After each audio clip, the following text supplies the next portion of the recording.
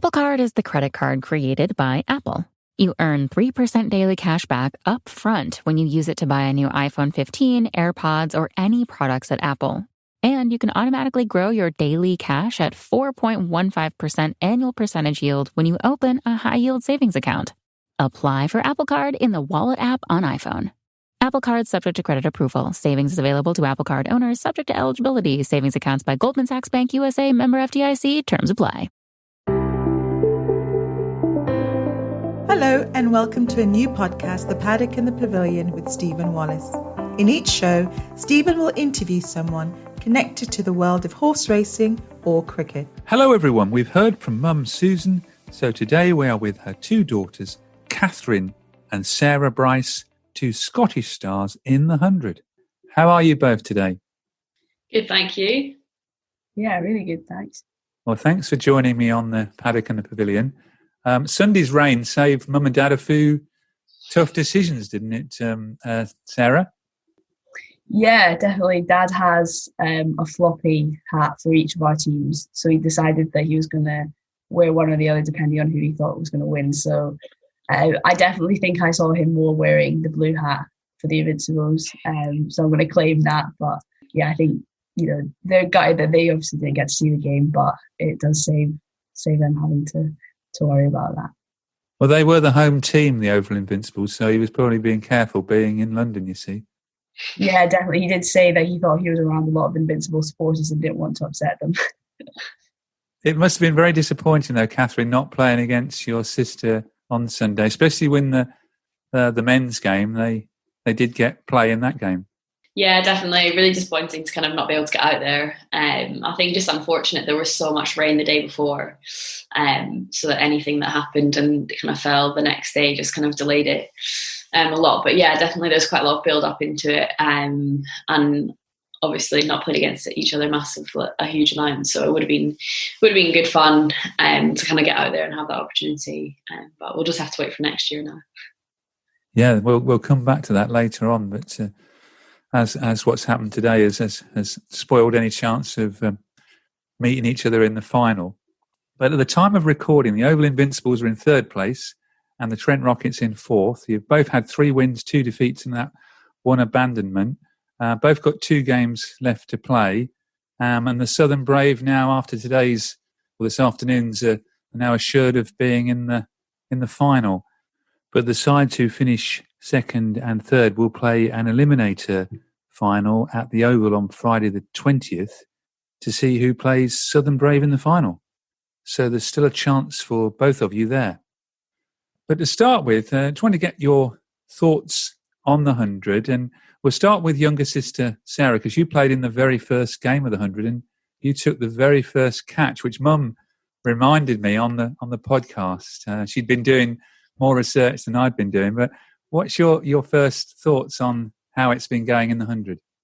Yeah, I think it's been a huge success, especially for the women's game. I don't think anyone really knew exactly how it was going to go, but the crowds have been incredible and certainly bigger than anything I've ever experienced before. And, you mentioned that first game and the atmosphere was just electric. It was insane. And I think for us to be able to play in those kind of environments is just going to help boost the game. I think it's been really exciting and everyone's, I think, really enjoyed it and embraced it. So, yeah, that's been great.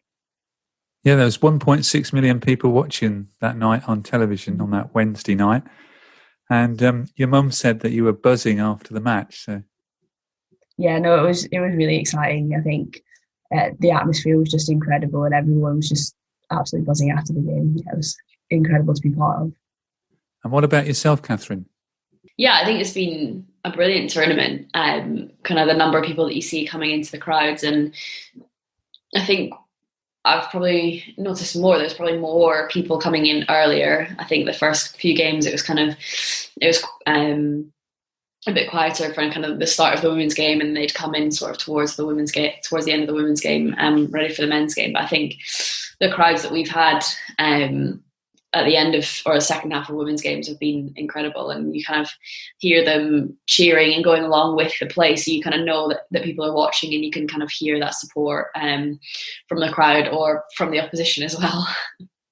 Yeah, I think more people have got with their hats and their shirts on now and are starting to follow teams, aren't they? And both your teams, the Trent Rockets and the Oval Invincibles, have been very well supported. Yeah, I think there's been a huge number of people that have supported the teams and kind of bought hats and tops and everything like that. So it's really exciting. And Sarah, have you got used to the rules now? Yeah, have now, definitely. I think, the first couple of games, they're just little intricacies, I think, of the game, on whether you bowl for someone for 10 balls or those little things I think we were still probably getting used to. But I think we're starting to get the hang of it now. And I think definitely got the hang of it.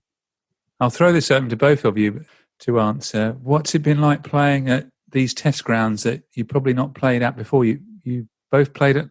No, Sarah played at Lord's, didn't you? Yeah, we both got the chance to play at Lord's. So. I think just, a place like Lord's, it's got so much history behind it.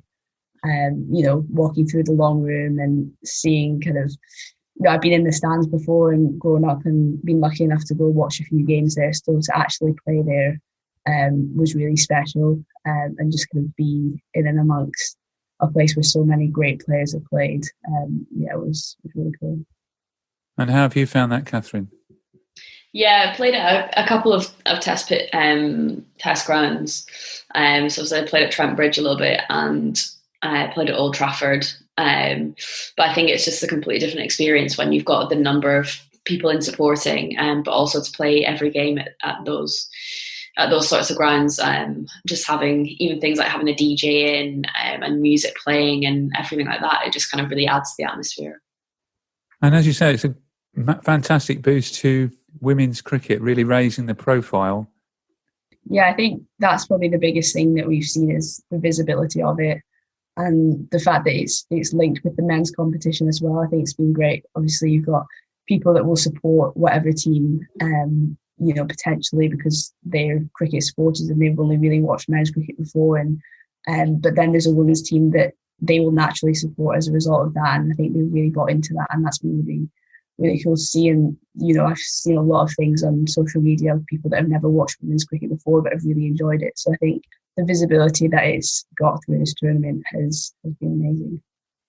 Yeah, and I think after a few matches, people have got used to where people are playing for, which they didn't at the start. Yeah, I think just the whole advertising of it and everything, people have really got behind the teams, and there's visibility of it on social media and everything like that. And seeing how your teams got on and things like that. So seeing the kind of the young kids, I've heard of a few people having like cricket camps or whatever at school, and they're playing 100 games and they're kind of taking up different teams and things like that. So it's getting around there, which is really exciting to see.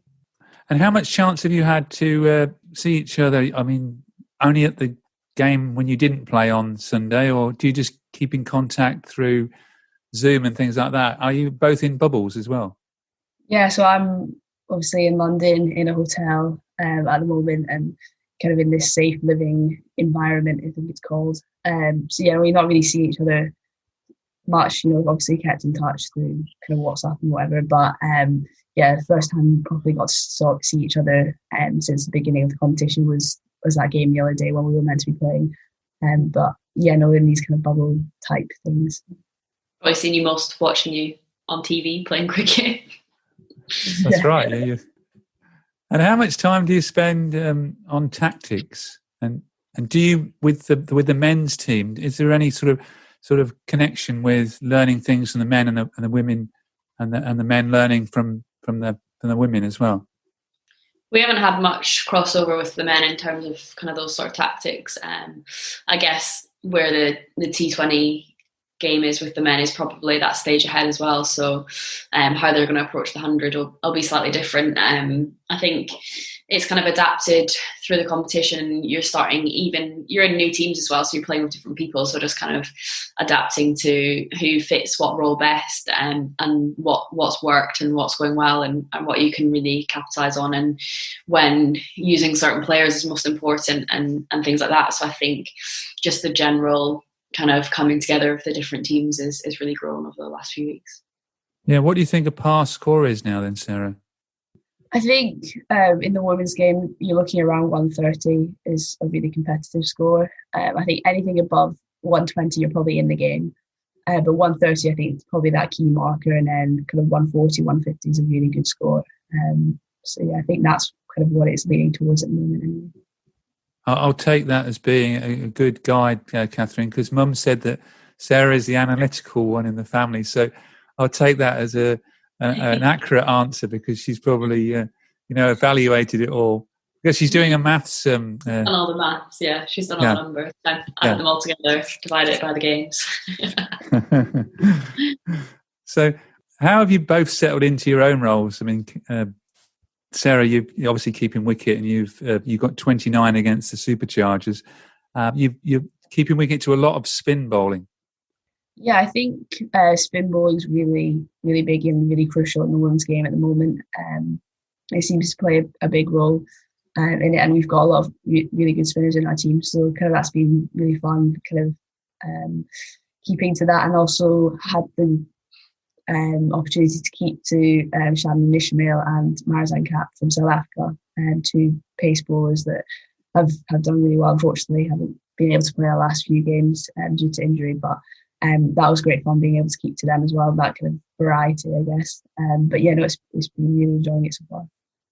Yeah, Shabnam Ismail is probably the fastest female bowler in the world. Yeah, no, it's been really exciting to kind of experience kind of keeping to her. It's slightly different, I think, than I was expecting. She's quite small, so it kind of skids through as opposed to necessarily as much bounce as some other players. But yeah, when she gets that bounce out, it absolutely flies. So it's a challenge, but good fun. Not quite like me bowling at you.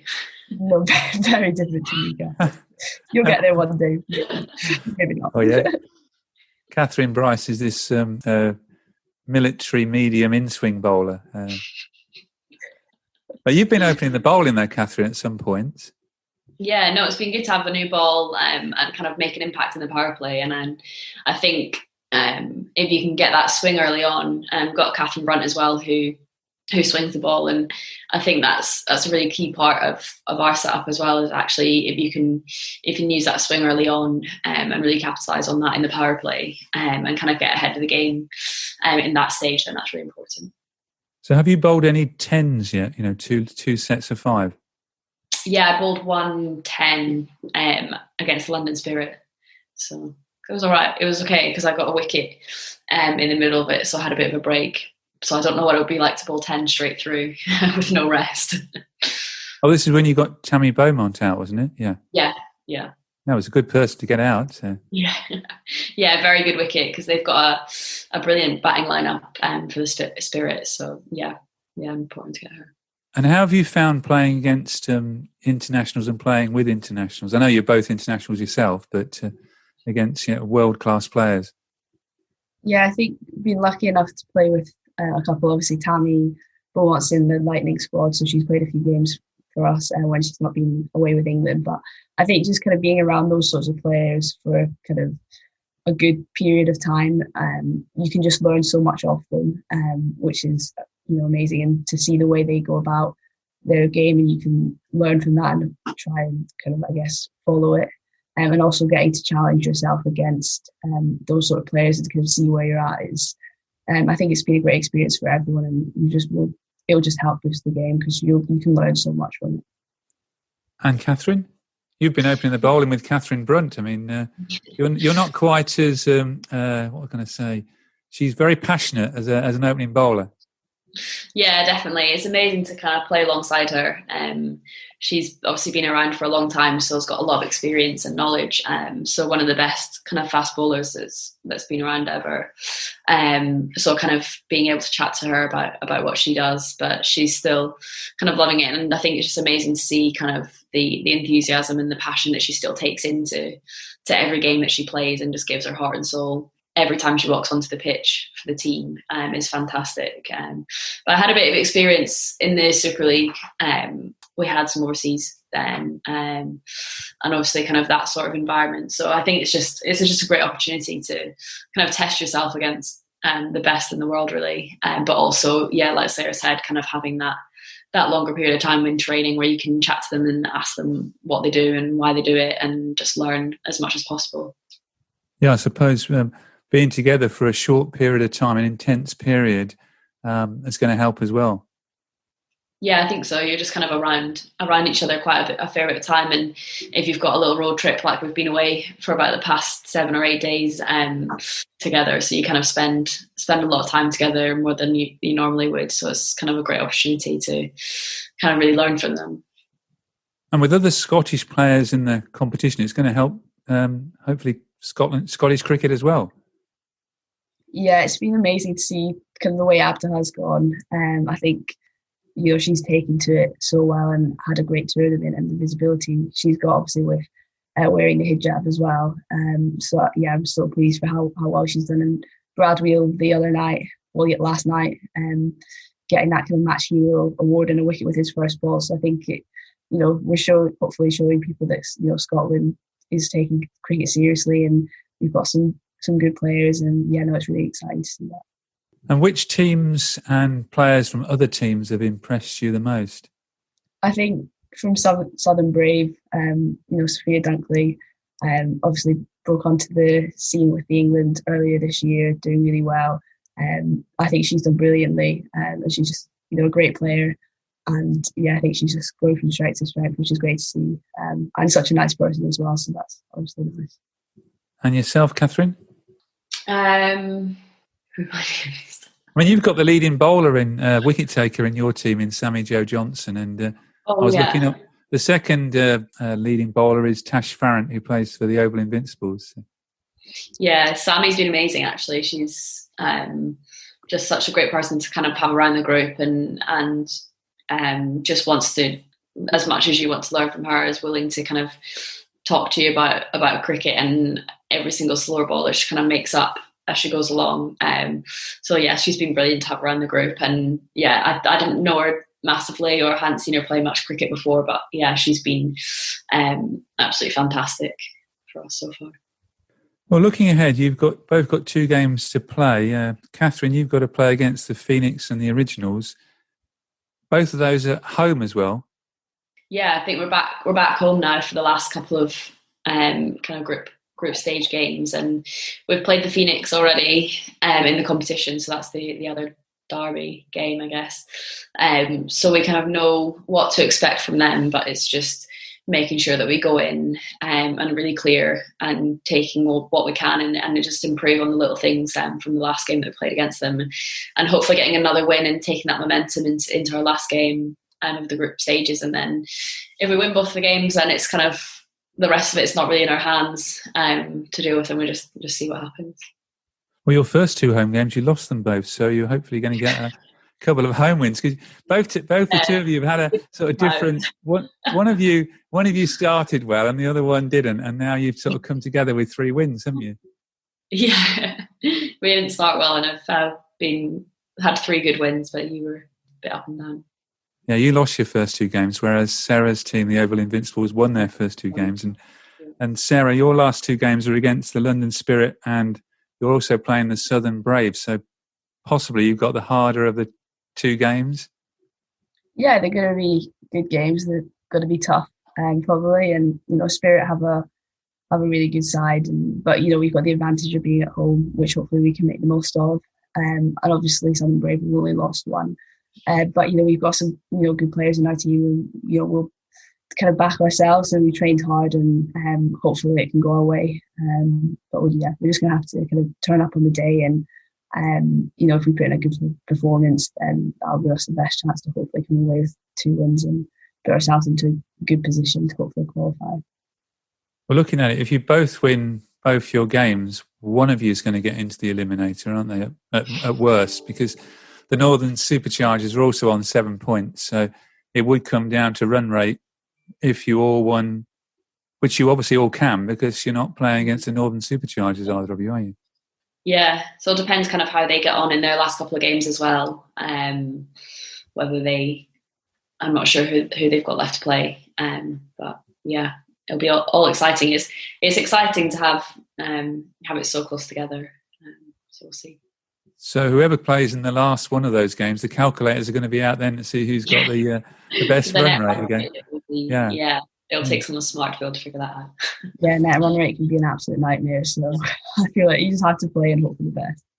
Well, I think the weather's all right for next week, I think, touchwood. So you should be all right to get the games in, which is the most important. So no one goes through with a rained off game or anything. But thank you very much for coming on the Paddock and the Pavilion. The best of luck for your remaining 2 games. And whilst Mum won't be able to see you both in the final, hopefully one of you will manage to send your team to the final at Lord's on Saturday the 21st of August. Thank you very Thanks much. so much for having us. No problem. Best of luck. Cheers. Thank you. Thank you for listening to the Paddock and the Pavilion.